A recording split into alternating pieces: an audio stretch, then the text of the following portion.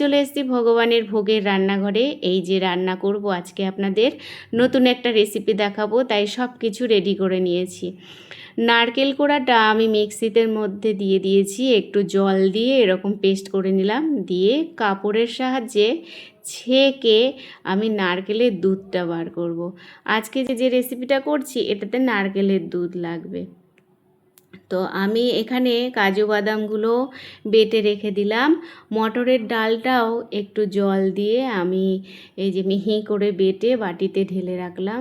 এবার ছানার মধ্যে একটু লবণ, হলুদ, আদা বাটা, লঙ্কা কুচি, একটু হিং আর একটু ভাজা মশলার গুঁড়ো দিয়ে ছানাটাকে ভালো করে চটকে মেখে আমি এই যে ছোট্ট ছোট্ট করে বল বল বানিয়ে রাখলাম।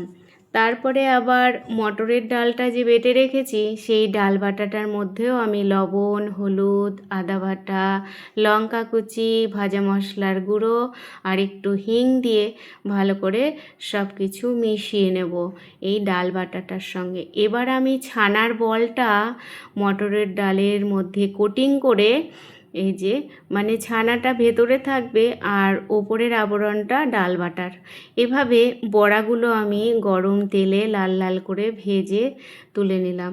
সব বড়াগুলো আমার ভাজা হয়ে গেছে। এবার গরম তেলের মধ্যে আমি লঙ্কা কুচি, আদা বাটা, লবণ, হলুদ, ভাজা মশলার গুঁড়ো সব কিছু দিয়ে নেড়ে চেড়ে মশলাটা ভেজে নিয়ে আমি এর মধ্যে দিয়ে দিলাম যে নারকেলের দুধটা করেছিলাম সেই দুধটা, আর দিলাম কাজু বেটে রেখেছিলাম সেই কাজু বাটাটাও আমি এর মধ্যে দিয়ে দিলাম।